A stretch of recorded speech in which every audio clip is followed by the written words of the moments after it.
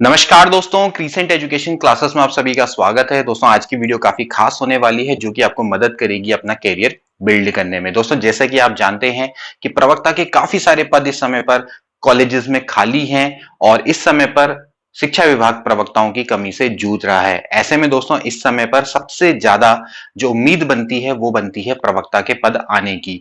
अभी देखिए 4000 से अधिक पदों के बारे में हमने आपको जानकारी दी थी। इस समय पर प्रवक्ता के पद खाली हैं, हिंदी और अंग्रेजी के खासकर शिक्षक अभी नहीं मिल पा रहे हैं। वैसे में दोस्तों क्या हो रहा है कि प्रवक्ता के पदों की कमी को देखते हुए जल्दी ही दोस्तों सरकार ये निर्णय ले सकती है कि प्रवक्ता के पदों पर जल्दी ही भर्ती निकाली जाए। और अभी आप देख रहे हैं कि प्रवक्ता का जो फाइनल रिजल्ट है वो भी दोस्तों जल्दी आ जाएगा। तो एक भर्ती प्रक्रिया जैसे ही जल्दी पूरी हो जाएगी इसके बाद दोस्तों जल्दी ही शिक्षा विभाग नई भर्ती निकालने की कोशिश करेगा। और वैसे भी दोस्तों जो लेक्चरर की पोस्ट है वो एक रेगुलर इंटरवल पर आती रहती है। तो ऐसे में दोस्तों आपके पास बहुत अच्छा चांस रहेगा इस समय पर प्रवक्ता बनने का। लेकिन दोस्तों उसकी तैयारी आज से ही आपको दोस्तों शुरू करनी पड़ेगी। उसके पूरे पेपर पैटर्न के बारे में आपको समझना पड़ेगा, उसकी एजुकेशनल क्वालिफिकेशन के बारे में दोस्तों समझना पड़ेगा। तो दोस्तों आज की वीडियो इसी पर आधारित है। आई होप कि वीडियो आपको अच्छी लगेगी। तो चलिए आज की वीडियो को शुरू करते हैं। तो दोस्तों आज की वीडियो में हम बात करेंगे भाई लेक्चरर के पदों के बारे में, इसकी एजुकेशनल क्वालिफिकेशन क्या होती है, इसका पेपर पैटर्न कैसा होता है, इसके बारे में दोस्तों आज हम डिस्कस करेंगे। मैंने आपको बताया था कि भाई 4000 से अधिक पद इस समय पर लेक्चरर के खाली हैं और कई सारे पदों के निकलने की संभावना रहेगी नई भर्ती में। हालांकि इसमें दोस्तों 2200 एलटी का प्रवक्ता में प्रमोशन होना है, इसके अलावा 571 पद हैं, ये भी दोस्तों इसमें इंक्लूड होंगे। लेकिन अगर आप इनको भी घटा दें इससे तो भी आपको दोस्तों काफी सारी पोस्ट देखने को मिल सकती है। और प्रवक्ता जैसे पद की दोस्तों अगर आपने प्रिपरेशन करनी है तो दोस्तों आज से ही करनी पड़ेगी। ऐसे में हमारे कई सारे एस्पिरेंट्स होंगे, उनको शायद पता नहीं होगा कि लेक्चरर की प्रिपरेशन कैसे की जाती है, इसकी एजुकेशनल क्वालिफिकेशन क्या होती है, इसका पेपर पैटर्न कैसा होता है। तो आज की वीडियो में दोस्तों आपको काफी हेल्प मिलने वाली है। दोस्तों सबसे पहले हम बात करते हैं इसके एजुकेशनल क्वालिफिकेशन की। अगर आपको दोस्तों एक इंटर कॉलेज में प्रवक्ता बनना है, लेक्चरर बनना है, तो इसके लिए दोस्तों आपको संबंधित विषय में पोस्ट ग्रेजुएशन की आवश्यकता होती है। मान लेते हैं अगर आपको प्रवक्ता गणित बनना है तो आपको गणित में पोस्ट ग्रेजुएट होना आवश्यक है। इसके अलावा आपको दोस्तों बीएड भी होना अनिवार्य है। दोस्तों इसमें टीईटी की बाध्यता नहीं है, आप टेट क्वालिफाई हैं या नहीं इससे कोई भी फर्क नहीं पड़ता। तो ये तो दोस्तों हो जाती है इसकी एजुकेशनल क्वालिफिकेशन। यहां पर परसेंटेज का कोई चक्कर नहीं है, ये चीज आप थोड़ा सा ध्यान में रखिएगा, ठीक है। अब बात करते हैं दोस्तों इसके पेपर पैटर्न के बारे में। देखिए पेपर पैटर्न इसका काफी विवादित रहा है। अगर मैं कहानी की बात करूं तो शुरू होती है 2014-15 से, जब से हमने मतलब होश संभाला प्रवक्ता का, तो मैं उस हिसाब से बताऊंगा। उससे पहले का मुझे नहीं पता कि क्या होता था। लेकिन 2014-15 में दोस्तों क्या होता था कि जो प्रवक्ता का एग्जाम होता था वो बिल्कुल 2 चरणों में होता था, क्योंकि यूकेपीएससी इसको आयोजित करवाता है तो जनरली 2 चरण में ही एग्जाम होता है, ठीक है।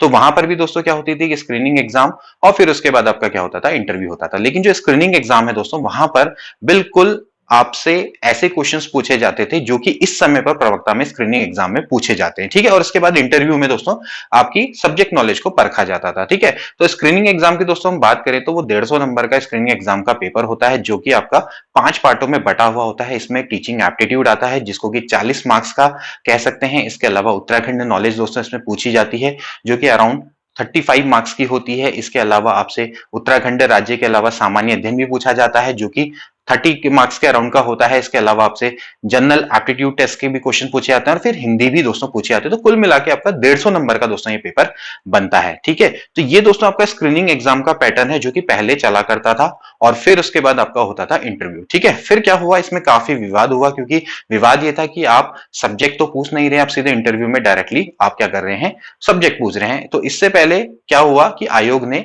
इस चीज को थोड़ा चेंज किया और 2018 वाले में इसके एग्जाम पैटर्न को चेंज कर दिया। एग्जाम पैटर्न को क्या चेंज किया कि सिलेबस में थोड़ा चेंज किया।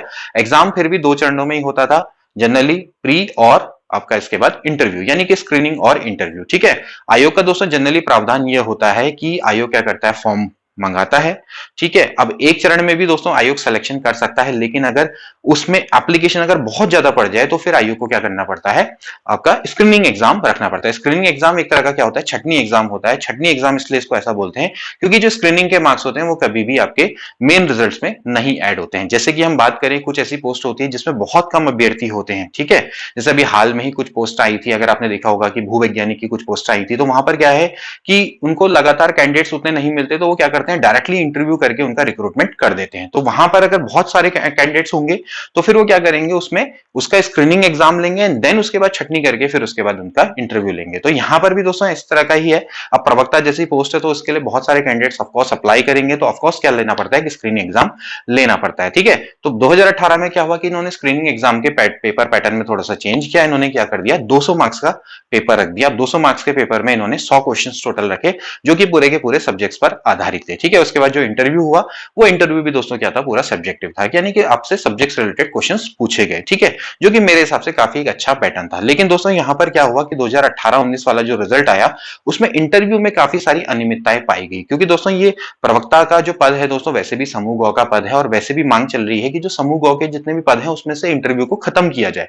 तो ये भी दोस्तों एक कारण था। इसके अलावा दोस्तों क्या हुआ था कि जो प्रवक्ता का जो 2019 वाला रिजल्ट था तो उसमें भी क्या हुआ था कि काफी सारे ऐसे कैंडिडेट्स थे जिनके स्क्रीनिंग एग्जाम में काफी अच्छे मार्क्स थे, यानी कि अपने सब्जेक्ट्स में बहुत अच्छा उन्होंने स्कोर किया था, लेकिन फिर भी दोस्तों वो क्या किए, इंटरव्यू में दोस्तों बाहर हो गए, जिससे कि ये पाया गया कि इस समय कहीं ना कहीं उनके संग अनफेयर हो गया। वो काफी लोग कोर्ट भी गए थे, लेकिन कोर्ट ने उनकी याचिका को रिजेक्ट कर दिया था। ठीक है, तो ऐसे में दोस्तों अब आवाज उठने लगी कि भाई जो प्रवक्ता है इससे इंटरव्यू को बिल्कुल भी हटाया जाए, क्योंकि प्रवक्ता में इंटरव्यू बिल्कुल भी सही नहीं है। ठीक है, तो अब दोस्तों जो इस समय पर जो पैटर्न चल रहा है वो जो भी लेटेस्ट एग्जाम हुआ है तो उसमें क्या है कि दोस्तों आपके फिर से 2 चरण है। वैसे तो देखा जाए तो एक ही चरण है। ठीक है, एक चरण कौन सा है, सिर्फ मेन एग्जाम का, मेन रिटन एग्जाम।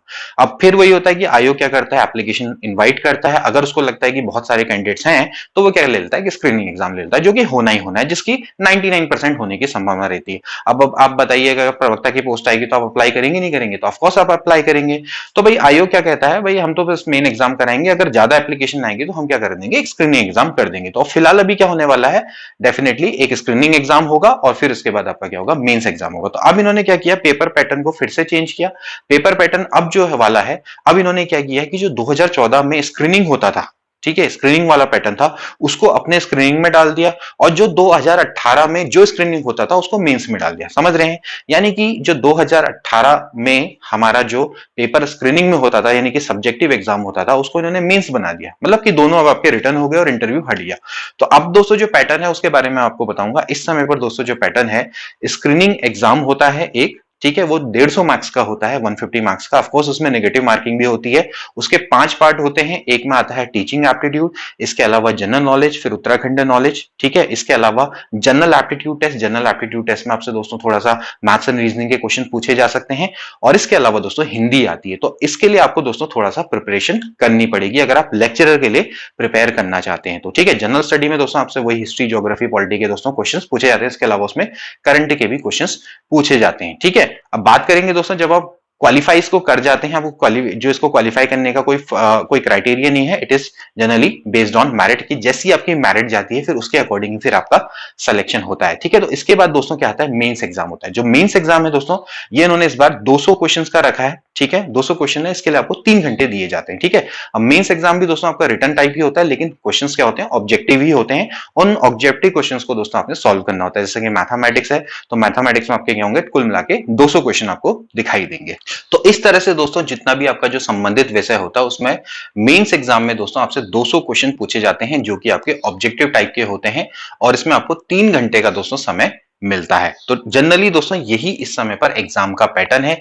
एक होगी आपकी स्क्रीनिंग एग्जाम एंड देन आपका मेंस एग्जाम होगा। इस समय पर कोई भी इंटरव्यू आपका नहीं है, तो आप उसी तरह से दोस्तों प्रिपरेशन कर सकते हैं, क्योंकि लेक्चरर आपको बनना है तो दोस्तों आपको अभी से ही प्रिपरेशन करनी होगी। आप में से कई लोग अभी इस समय बीएड कर रहे होंगे, तो आपके लिए भी दोस्तों एक मौका रहेगा कि आप इस तरह से प्रवक्ता जैसी पोस्ट के लिए प्रिपरेशन कर सकते हैं। ठीक है, अब इसके बाद होता क्या है कि जब आपकी फाइनल लिस्ट निकल आती है, यानी कि आपका मेंस में अगर सिलेक्शन हो जाता है, तो जितने अभ्यर्थी होते हैं उससे 2 गुना 3 गुना अभ्यर्थी को बुलाया जाता है डॉक्यूमेंट वेरिफिकेशन के लिए, क्योंकि जो फाइनल जो सिलेक्शन होता है वो डॉक्यूमेंट वेरिफिकेशन के बाद ही होता है, लेकिन उनके अंकों को शो नहीं किया जाता है। ठीक है, जो कुछ कैंडिडेट्स को दोस्तों रिजर्व में रखा जाता है, क्योंकि कई सारे कैंडिडेट्स ऐसे होते हैं कि जो अपने डॉक्यूमेंट वेरिफिकेशन के दौरान कुछ चीजें अपने तथ्य मतलब उनके गलत पाए जाते हैं या फिर उनके डॉक्यूमेंट्स गलत पाए जाते हैं, तो वो हो सकता है कि बाहर हो जाए। तो जब वो बाहर हो जाएंगे तो उनके बदले जो एक्स्ट्रा अभ्यर्थी बुलाए जाते हैं उनकी वेटिंग निकाली जाती है, या उन्हीं को वहीं पर ही सिलेक्शन दिया जाता है। इस तरह का सावधान है। ठीक है, तो दोस्तों आपने जाना कि भाई प्रवक्ता की एजुकेशनल क्वालिफिकेशन क्या होती है, इसके अलावा आपने जाना कि इसका पेपर पैटर्न क्या होता है। बात करेंगे दोस्तों इसकी एज की,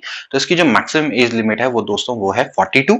देखिए 1 साल का रिलैक्सेशन दिया जा रहा था कोरोना काल में, तो उस समय पर मुझे तो नहीं लगता कि आपको 1 साल का रिलैक्सेशन दिया जाएगा। तो आप जनरल वाले कैंडिडेट्स हैं तो उनके लिए तो 42 मान के चलिए, लेकिन जो अदर कैटेगरी के कैंडिडेट्स हैं दोस्तों, उनको उनकी कैटेगरी के हिसाब से जो भी दोस्तों उनको रिलैक्सेशन मिलता है वही उनको रिलैक्सेशन वहां पर मिलेगा। ठीक है, तो इस तरह से दोस्तों आप प्रवक्ता के लिए पहले अपने आप को तैयार करें, और इसके अलावा दोस्तों आप प्रिपरेशन इसकी करते हैं तो बहुत अच्छी बात है। अभी से दोस्तों आप इसकी प्रिपरेशन शुरू कर सकते हैं। देखिए आप अपनी प्रिपरेशन में कंटिन्यूटी लाइए। इसका जो सिलेबस है, डिटेल सिलेबस दोस्तों, वो आपको आयोग की वेबसाइट में मिल जाएगा। वहां पर से दोस्तों आप इसके बिल्कुल सिलेबस के अकॉर्डिंग प्रिपरेशन करना शुरू करिए।